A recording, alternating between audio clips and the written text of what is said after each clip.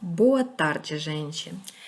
Então, como eu havia prometido, essa aula vai ser gravada. E também, pelo que aparece no WhatsApp, vocês preferem as aulas gravadas e uma apresentação. Quem não conseguir em vídeo, faz em Word, em PowerPoint e também posta no nosso grupo. Até a próxima aula, com certeza, eu já vou mandar para vocês os temas de apresentação e vocês escolham cada um uma personagem sobre qual vocês vão fazer uma pequena apresentação para a gente conhecer as personagens importantes, os grandes figuras políticos do primeiro e do segundo reinado. E também eu vou escolher um texto que deveria ser resenhado. E, gente, eu queria que vocês não esqueçam que o final do semestre é 31 de outubro e até essa data provavelmente a nota já deve estar posta. Então, para vocês não demorarem em realizar esses dois trabalhos, para todo mundo ter as notas no final do semestre, tudo certinho. E eu acredito que dessa vez os trabalhos atrasados vão ter mais dificuldade de serem aceitas, e não por minha causa, mas por causa do sistema que, pelo menos o que nos falaram, vai fechar. E dizem os rumores que pode ser que o próximo semestre vai começar logo, praticamente em uma semana. A gente não tem certeza ainda, não sabe pelo menos, mas nós temos recomendações de manter a parte burocrática no sistema em dia, justamente para não ficar depois correndo, preenchendo tudo, porque vocês sabem que a gente tem que preencher depois de cada aula algumas coisinhas lá no sistema, e a gente normalmente sempre deixa isso para a última hora, e no final do semestre acaba preenchendo tudo, passando noite sem claro. Então, a gente tinha recomendação de não fazer isso. E hoje, gente, nós vamos falar mais uma vez sobre a era regencial, só que dessa vez nós vamos trabalhar com o texto de Marcelo Basile, e é um texto que trabalha com esse tema de uma maneira mais profunda, tão abrangente quanto o artigo passado de Marco Morel. No entanto, ele vai se aprofundar mais em alguns assuntos. Eu achei que seria interessante a gente trabalhar esses dois textos. Na verdade, se a gente ficasse em sala de aula, a gente trabalharia os dois juntos, talvez faria uma comparação entre os dois. Porém, como a gente não tem esse tempo nem possibilidade, a gente vai mesmo assim trabalhar os dois textos também para vocês ficar mais ligados, criar mais assim, interagir mais com a situação do período regencial, que era um período muito importante e cuja compreensão também, cujo entendimento vai fazer-nos ajudar os problemas políticos do segundo reinado também. Tá, gente? Então, o Marcelo Basile, ele vai começar o seu artigo apontando para a importância dos acontecimentos do período regencial, e ele vai mostrar como estavam colocando um diante do outro as forças políticas no momento que Dom Pedro I abdica-se do trono e abandona o Brasil.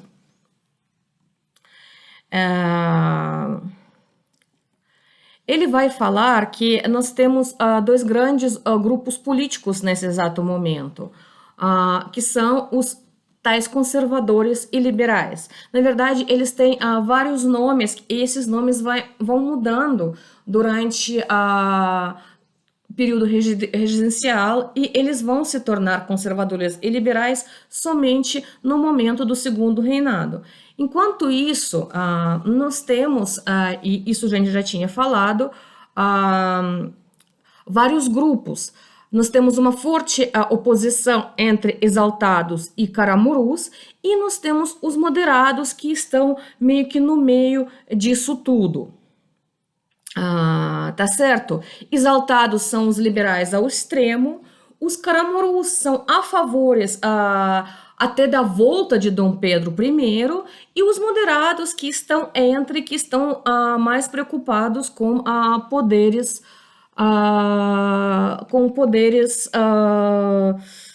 vamos dizer, dessa elite e dos interesses econômicos dessa elite que está naquele momento no poder, e desse modo eles vão tentar promover uma política que os favorece. Então, no início, o Basile, ele vai fazer uma pequena análise historiográfica. Ele vai mostrar para a gente que, a princípio, historiografia, ela justamente colocava as propostas políticas dos exaltados e dos caramurus como uma ameaça à ordem e ao governo. Por outro lado, quando esses trabalhos históricos falavam sobre os moderados, eles colocavam o discurso deles muitas vezes de maneira acrítica. Então, desse modo, eles deixavam o curso histórico meio que acompanhar o curso político.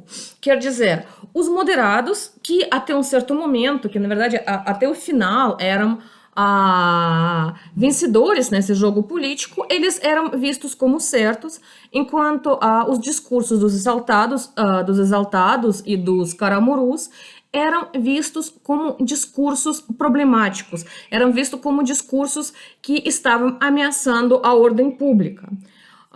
Porém, diz o nosso autor, no final da década de 1970, com o desenvolvimento principalmente dos cursos de pós-graduação no Brasil, começam a surgir umas novas pesquisas que começam a trabalhar esse período de regência, abordando com profundidade vários objetos que estão ligados a esse período.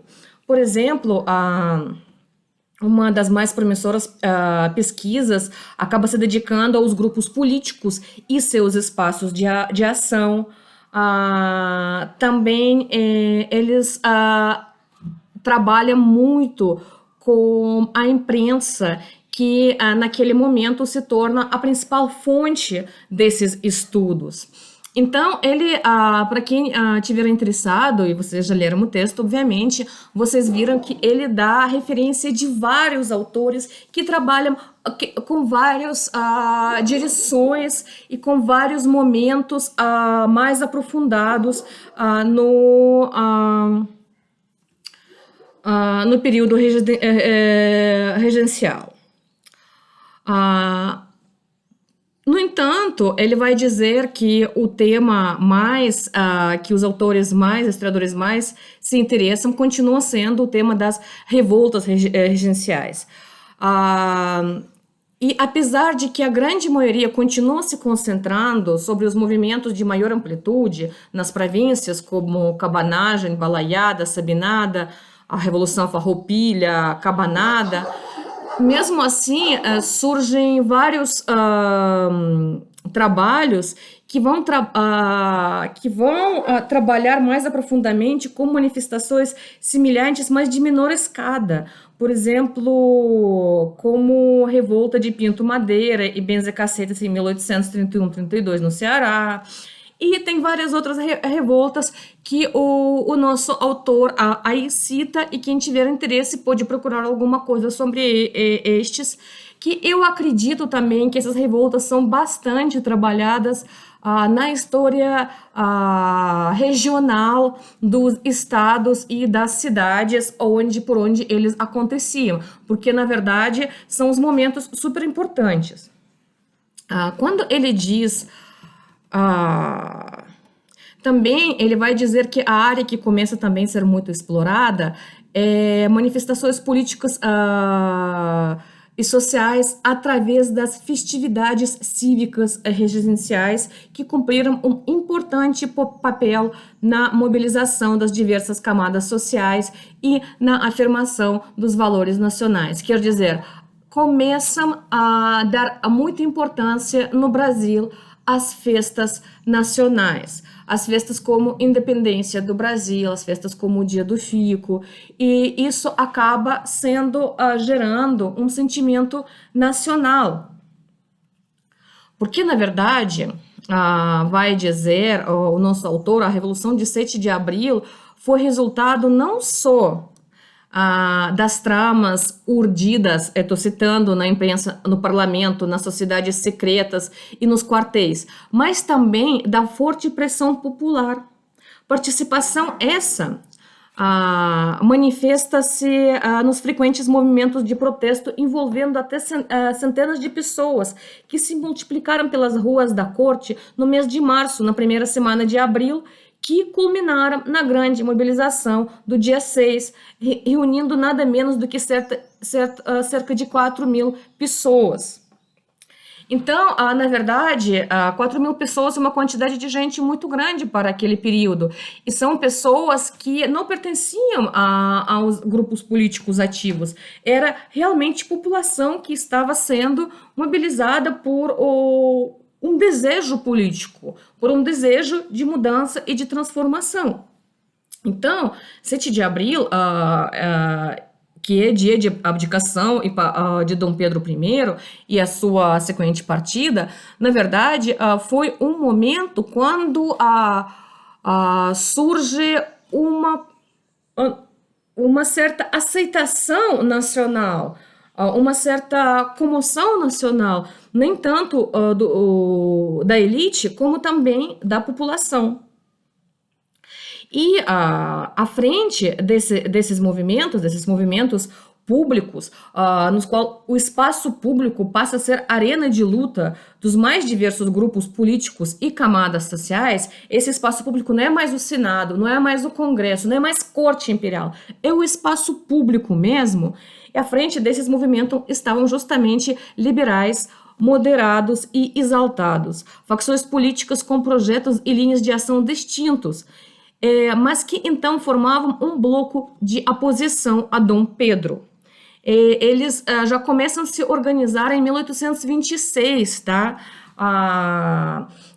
Que reúne os políticos de Rio de Janeiro, Minas Gerais, São Paulo. E justamente esses políticos, quando Dom Pedro acaba abandonando, Dom Pedro I acaba abandonando o Brasil, eles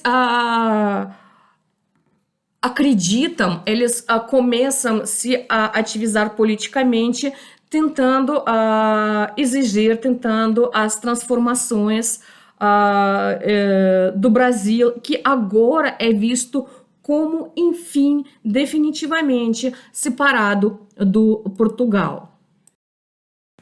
Porém, apesar de estar unidos nessa vontade de se livrar de Dom Pedro I, esses grupos políticos eram bastante diferentes. Então, no momento quando eles conseguem esse poder, eles conseguem se livrar de Dom Pedro, começam justamente os conflitos entre eles.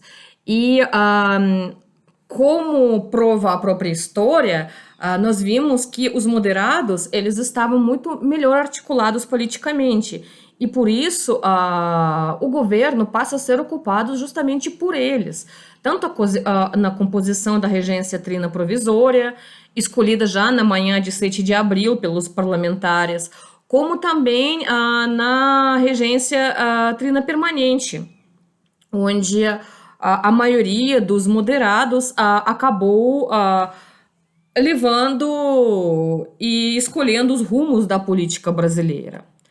A nomeação, por exemplo, de Diogo Feijó, um dos mais ortodoxos daquela facção para o Ministério de Justiça, que era pasta estratégica naqueles tempos,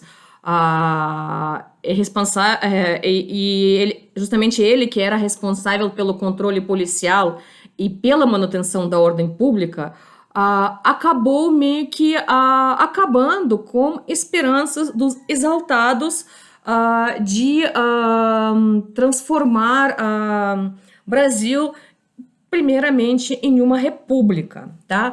Porque, na verdade, se nós voltamos e vamos repetir de novo os principais, vamos dizer, postulados desses três grupos políticos que nós temos no início da regência, o que nós temos? Os moderados, eles apresentavam-se como seguidores dos postulados clássicos liberais, como Locke, Montesquieu, Guizot, Benjamin Constant, que eram suas principais referências doutrinárias.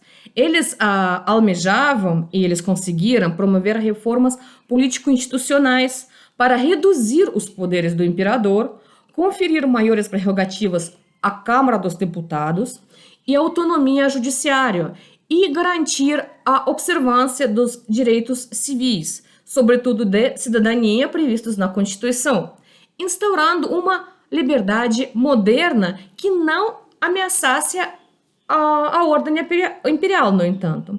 Já os exaltados, que estavam inspirados em Rousseau, Montesquieu, Paine, eles buscavam conjugar princípios liberais clássicos com ideias democráticas. Eles queriam profundas reformas políticas e sociais, como instauração de uma república federativa. Eles queriam acabar com a monarquia, enfim. A extensão da cidadania política e civil a todos os segmentos livres da sociedade, o fim gradual de escravidão e relativa à igualdade social e até uma espécie de reforma agrária. Eles eram realmente os mais radicais. E também nós tínhamos o terceiro grupo, que eram os caramurus, que eram posicionados bem à direita, e eles estavam alinhados a uma vertente conservadora do liberalismo, e eles eram contrários a qualquer reforma de Constituição de 1824, quer dizer, eles queriam continuar com o poder moderador do imperador, com a possibilidade dele poder dissolver a Assembleia, por exemplo, e tudo isso. Ele defendia a monarquia constitucional, firmemente centralizada, principalmente centralização, nos moldes do primeiro reinado, em casos excepcionais, chegando a nutrir até anseios restauradores. Quer dizer o quê? Eles queriam a volta de Dom Pedro I, tá? Então, na verdade, eram esses três grupos, entre os quais, justamente, os moderados estavam no poder. Porém, os historiadores, eles conseguem muito bem trabalhar as ideias dos outros dois grupos, justamente porque esses grupos mantinham associações políticas partidárias e eles mantinham seus jornais onde eles se expressavam, tá, gente?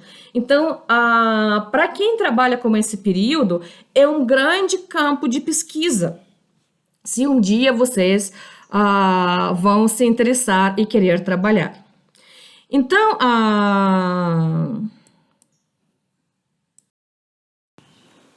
ao falar das arenas políticas no período regencial, o Marcelo Basile, ele vai apontar que justamente esse momento possibilitou a entrada em cena de novos atores políticos e de camadas sociais até então excluídas de qualquer participação ativa, igrejas não só dos setores médios urbanos, como também dos estratos de baixa condição social. Nas principais cidades do Império, nós estamos percebendo uma politização das ruas.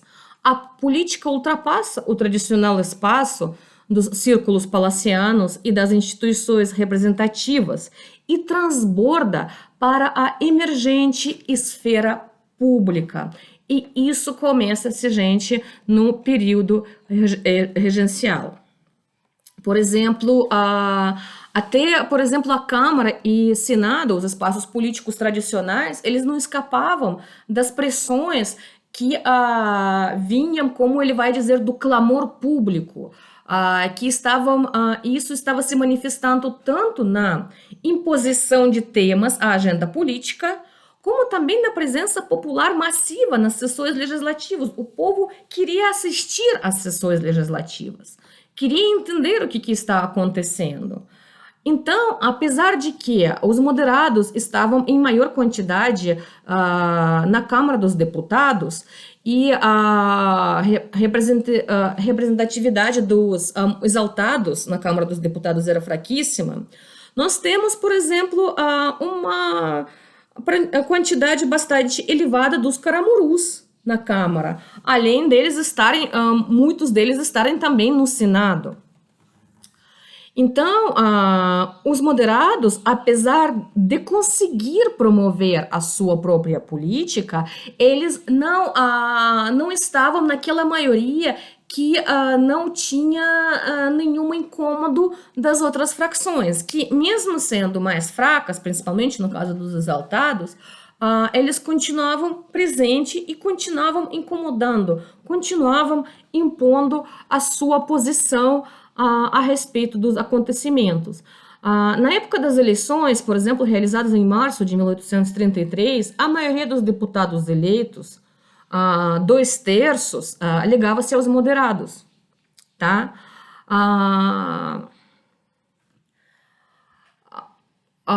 Mais tarde, com a saída da cena de Caramurus, exaltados e moderados, e quando vai começar o regresso, justamente esses moderados eles vão compor também a maior parte desse grupo que vai estar no poder como os regressos, tá, gente? Então, na verdade, eles conseguem manter o poder por muito tempo, porém, não permanentemente, como nós sabemos que no final vem o golpe da maioridade. Tanto que, paulatinamente, vai surgir em resposta aos regressistas a resposta do progresso, dos progressistas, de uma outra aglomeração. E quem vai estar vinculado e quem vai pronunciar todas essas ideias daquele período vão ser justamente os jornais, os panfletos. Eles eram grandes responsáveis pela produção e difusão da cultura política, ultrapassando até a barreira do analfabetismo.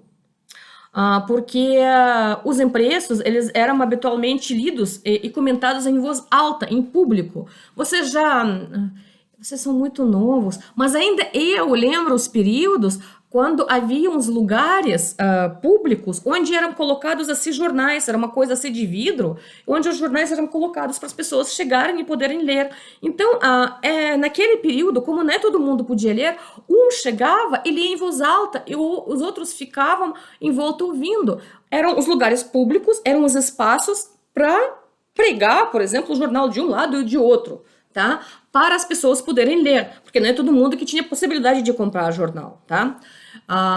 E uma das pessoas começava a ler em voz alta para todos os outros entenderem o que aquele jornal quer dizer. Então, era uma coisa comum no espaço público daquele período, e justamente nesse período que isso começa. Além dos jornais, também